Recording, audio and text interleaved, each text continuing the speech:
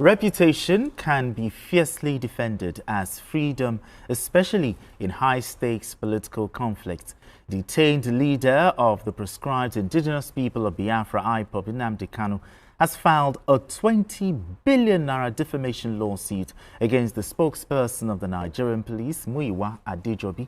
The police spokesperson had, in a statement, referred to IPOB as a terrorist group, which, according to Kanu, portrayed him as a terrorist leader.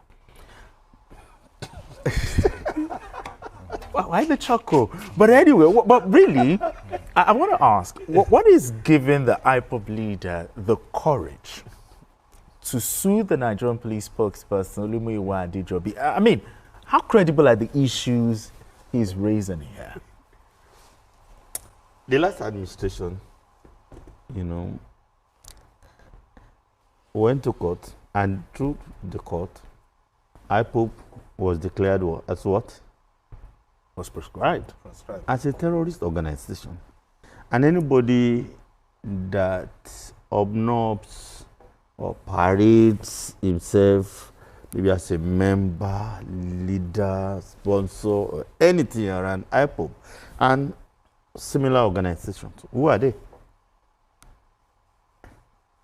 I'm sorry, maybe, I don't know the level of education of some people, but recently what happened to the Lakurawa, fellows, the court declared them as a terrorist. You don't need to be a member to be tagged a terrorist.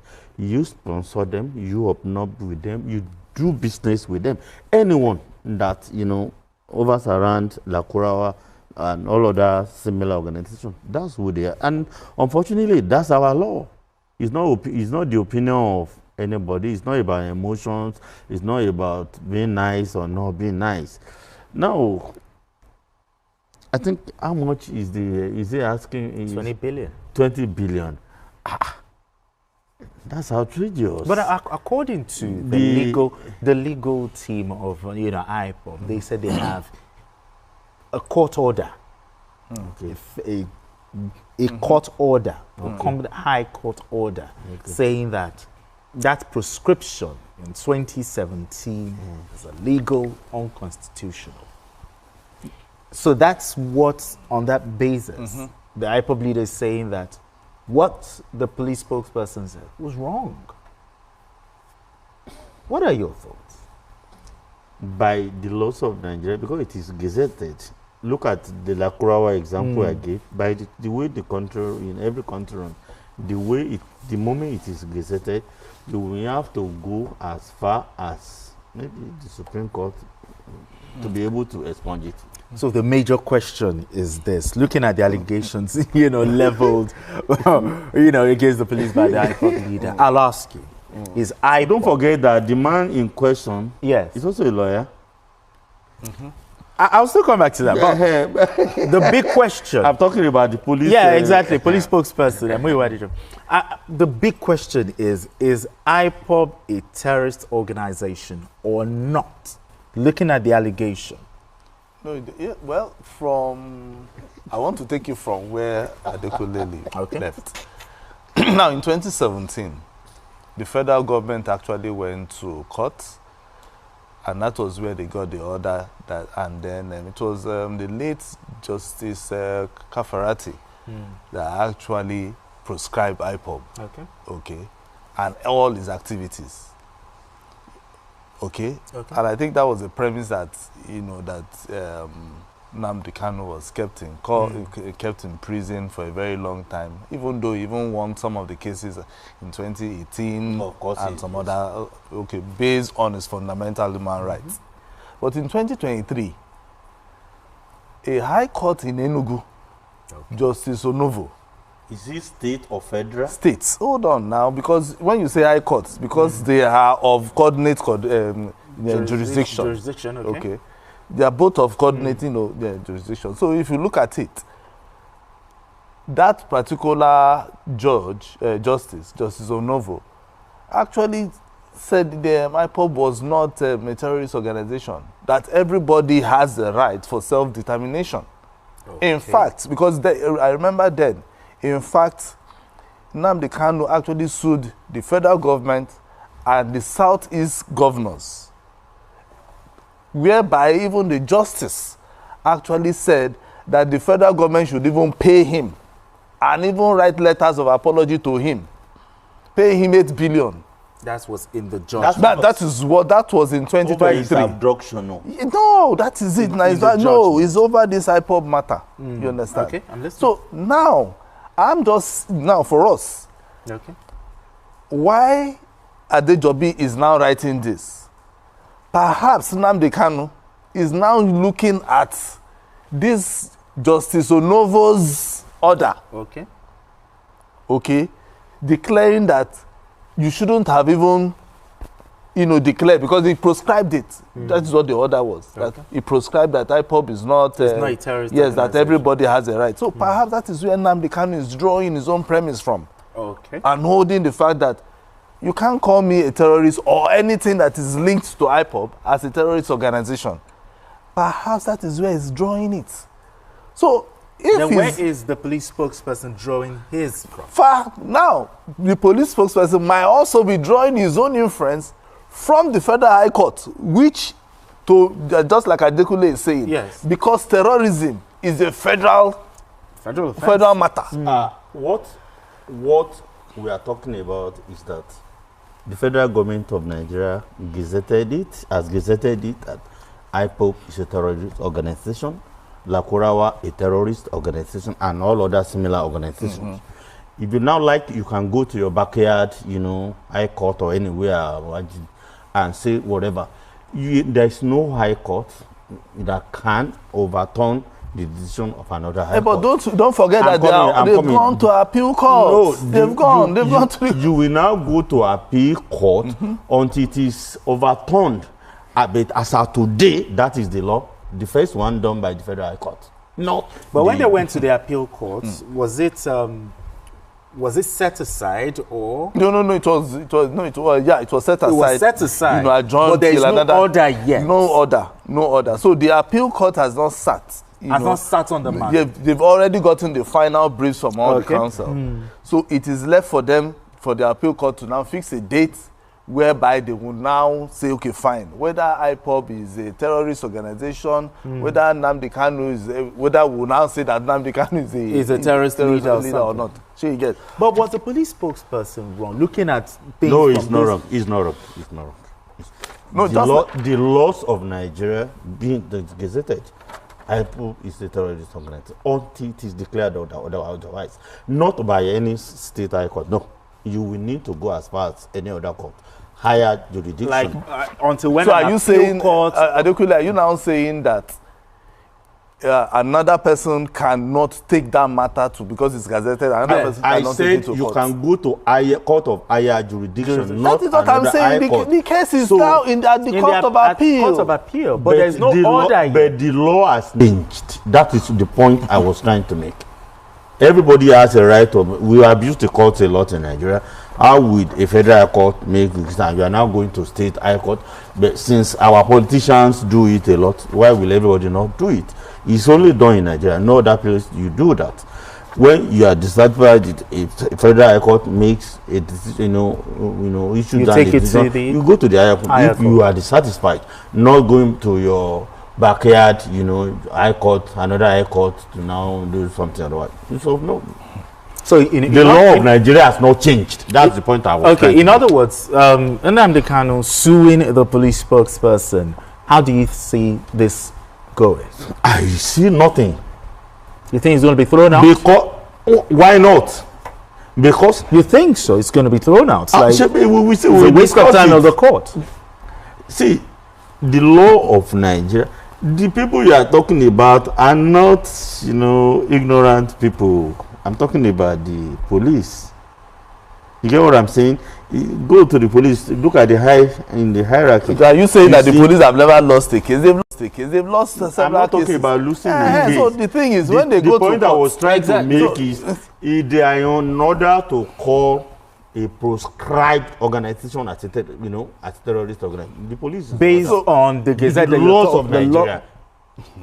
What are your thoughts? But I keep saying it, and I'll say this, because if the High Court is of equal, level. Yes. Okay. And you're saying it was gazetted. So it is now the Court of Appeal that will decide. That will decide. You understand? Me, I'm not saying Nnamdi, so to me, I don't even like what they are doing anyway, okay. or whatever their groups are doing, because it's none of my business. But my own is, if we look at what the law says, if the Federal High Court, whether it's state and it's federal, if they are of that level, the next thing they should do is to go to the higher court. So let the higher court be the one to interpret for us. See, okay, let them be the ones to interpret. Because the thing is, after the Federal High Court, those who went to the State High Court, it's just an abuse of the process. If you know you are so why didn't the best so approach should have been to approach the Court of Appeal that no, we are not a territory, and let the Court of Appeal decide, and that's a good one. In this case, you didn't do that. So the law of Nigeria still remains until the court of higher jurisdiction pronounces otherwise. He called it an abuse of court processes. Do you agree with me? Well, no, one thing about Nigerians is when they have issues, they go to another court. Yes. Okay. But for this, the first case was in 2017. I'm not sure that there will be any person who will be very irresponsible to have looked at a particular matter and say, okay, I want to go to court, to just for the court to decide. Yes. Whether if that court is of the same level. I keep saying it, if it's of the same level. Because I've asked several lawyers, what do you think? They said, which one is the last?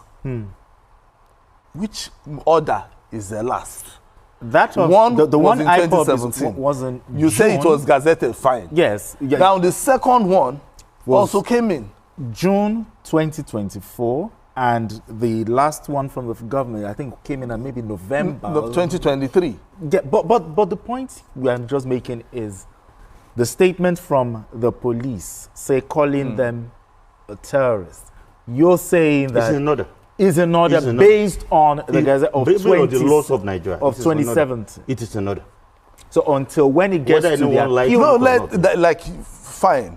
Until when they get to the Court of Appeal. To the Court of Appeal. Okay. We will now decide. Because I was happy that they even called them a terrorist organization because of their activities. Okay. There is no high court that has the power to review the decision of another high court. The moment one is decided, you are not happy, you move to the higher court. Okay. So what Azuko is saying, you are not talking about... No, that's what I'm telling you, that what Nnamdi Kanu is now referring and trying to sue the police is because of that order. The order. You cannot say no. No, it is when they now get to the Court of Appeal. The Court of Appeal will now tell Nnamdi Kanu, oh, no. You went to the wrong place. That is abuse of court process. Okay. You should have come to us. But that does not invalidate the laws of Nigeria. But the defamation suit... that has not invalidated the laws of Nigeria. But the defamation suit by the IPOB leader, how do you see this going? The defamation? Yes. Against the police spokesperson. How do you see this going? No, I think the court... You think it's going to be thrown out? Or? No. It's something valid? There's something that needs to be... The Court of Appeal will now decide. Will decide whether truly they defamed him or not. But first, just like he said, they will ask, if we have looked at the books and then that group is a terrorist organization, what are you talking about? The defamation will be thrown out. Yes. Then you are a terrorist leader. That's all. Okay, I think we can let it rest, but let the conversation continue. Okay. All right, wonderful people. Welcome back to this wonderful channel where we'll bring you back-to-back updates and information as they hot. In case you have not joined our social media handle, what are you waiting for? Kindly go ahead and subscribe, like, comment, share, and also remember to on your notification button so that whenever our news drop, you will be the first. We'll collect them all right. Let's go down to the news proper as it is hot. I got to bring you the info one by one as it is hot. You don't share it as it be. The men of the BLA soldiers don't report say no be small clash with the clash with the men of the NIG them boys. Of course, you know that some of these things you're not going to hear them on social media. Even some trusted platform of news where we say you trust. They know they carry them out because they don't want some people to hear waiting the exploits of the BLA them boys. But not only here, you go to hear on those kinds of things. Some people they even question say, say some things with the reports. But not only us, the waka kurukere, they enter inside the nook and crannies of the obodo. So they find out waiting they happen for the obodo there. The information we say draw from my table, we say the men of the NIG them boys don't enter inside the camp where the men of the BLA they do their training. Imagine when you carry yourself, go for people camp. You just imagine when you enter military barracks now, say you want to go do something. Where all the arms and ammunition there, where all the powers they reside, where all the brigada, the stronghold they, now there these people go enter. And the NIG them boys, how it happened, they no find them funny. They no find them funny at all. They no find them funny. The information will be said, they draw from my table, be say, They say those boys of the NIG them boys, they say they collect to, say they collect waiting no good. Even said they say some of them they cry their mama, their papa. The people where their own they pity me and some Igbo boys will be say they for the NIG them boys where they follow them, they perpetrate the thing for their own fatherland. I say no good. You gotta use wisdom self, they follow, they do the things where they do. Even though say soldier walk, you dey like zombie walk, where we say zombie no they go unless you tell them to go zombie. Zombie no go walk unless you tell them to walk zombie. Tell them to go front, ajo, ja, rajo. Tell them to go back, ajo, ja, rajo. Do and wink, zombie. Put and quench, zombie. Put and for revise, zombie. That's how it be for the person where they do soldier work, especially for this country where we say poor man no knowing right.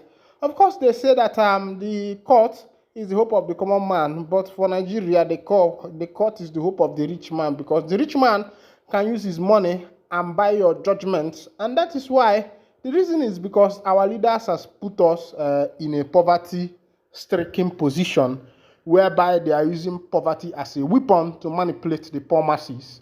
Had it been that the government make availability for everybody to become equal, for example, as a poor man, the government has built their houses and you can be paying by mortgage to live in a home, and your hustle will make sense, but it's not like that in the country of the African man. That's why our people, they run to US, they run to Canada, they run to Europe, they run to Britain to go there and reside. Even some of these our so-called politicians, where they pack our money, they dump them for bank for all these foreign countries. Go to Switzerland, now the African money, Switzerland no they produce anything, they are just bank. Switzerland has the best bank in the world, and that's just the business they have, and they are using the money they are using there is the African man's money. In the regime of Abacha, we had that he was moving at least $30 million every week to foreign banks, and it's a command, and you could imagine such kind of military government whereby such things are happening, and this money have been moved to foreign accounts, and the white man is using the money to develop his country. Imagine as far back as the 60s, the 70s, the 80s. You could imagine as far back as that time that someone is moving about $30 million every week from the central bank. As at this time, Naira was equal quarterpos to US dollar. US dollar does not have any meaning at that time. It was when they introduced the evaluation of our currency that our people started devaluating our currency. That's when we started moving from 100 Naira to 200, from 200 to 500, from 500 to 1,000. 1,000 came into this country around 2005 or thereabout. That was when there was introduction of the 1,000 Naira note, and our people was thinking it was going to be better for them. At least they will be able to carry much amount in a small, you could carry like 100,000 in just by 100 pieces, without knowing that what the bank was doing is what is called devaluation of the currency. They never knew that. Go to places like Guinea-Conakry, Guinea-Bissau, you will see something like 20,000 Guinea franc in one note. Go to places like Somalia, where their currencies have been so much devaluated that you could even carry Somalian currencies in a wheelbarrow just to go and purchase a fan or even a television. You will carry the Somalian currency in a wheelbarrow. It's just that the African government and those who are managing the governmental activities, the government mercenaries, should I say they are daft? But let me not just put it that way, but I will say that they lack wisdom and they do not love their country to take their country to the next step. And when people like Nnamdi Kanu, one of Ndigbo, comes up, to do some exposure on these things, and that's why you see that the politicians hate him, especially the Igbo politicians, the Southeast politicians. There was something Sowore said. He said that the genesis of Nnamdi Kanu's problem is not even the Yorubas, it's not even the Hausas. It is his Igbo brothers, his Igbo politicians, his Igbo governors, who felt that Nnamdi Kanu's exposition to the evil that is being committed in the southeastern part of Nigeria is going to jeopardize their effort of embezzling money, their effort of moving into the government, buying the government wholeheartedly. Of course, you know that a lot of governors in the southeastern part of Nigeria bought their office. Is life something? They bought their office. For example, somewhere around the southeast, if you are going to places like, if you are passing through Imo State, where the governor there was fourth in position and ended up becoming the governor of the state, and the people were not happy. You see all these things, you find out that these people bought the office with their money. When you hear things like, it is my time, and the Yoruba language is translated as Emilokan, you know what is happening. As it be, I hear say na woto, na the men of the energy them boys they collect as they jump into the barracks of the BLA. Of course, you know that the BLA have established their barracks. It is yet unknown to everybody, but it is known to some. People like me don't know where it is located, but we are always handy with the information that is happening around there, because our work is to bring you information back-to-back update as it happen, make you see what's in the happen. Other information, our brother, whether they call Speed Darlington, his stage name na Akbenwa Mama. They say Speed Darlington breaks silence after release, send note of warning. Nigerian controversial musician Darlington Achakpo Okoye, popularly known as Speed Darlington or Akbe, has announced his return with a cryptic message. Taken to Instagram page on Thursday, January 23rd, 2025, Happy posted a video of two bulls and captioned it simply, "I am back." In the video, he can be heard saying, "Two bulls fighting, one step back. It's not running away. It went back to gather energy and launch back with bigger banger." In a follow-up post, Darlington posted a picture of Lego practitioner Mazi David Ihoma Esquire appreciating him for his support. The singer then hinted an upcoming Lego battle with Ihoma on his team as his defense counsel. He said, "Thank you, Mazi David Ihoma Esquire. We're going all the way. They must pay me for violating my human rights 300 million naira. We will drag them more than Stanley. And I dragged that bank that violated me 2 years ago." Recorder Speed Darlington recently regained his freedom after almost 2 months in Kuje prison. This was after he admitted to a 20 million naira bail last week by a federal high court in Abuja. Confirming his release, the singer lawyer Stan Alieke shared photos with Darlington on Instagram. Alieke said Darlington's legal representative will be seeking redress against the Nigerian police following their client's illegal incarceration. Also recalled that Darlington was rearrested on November 27, 2024, while performing at a show in Owerri, Imo State. The Bangadank crooner was accused of cyber-stalking Grammy Award-winning musician Burna Boy. This particular social media banger is between Burna Boy and our Speed Darlington Akbe.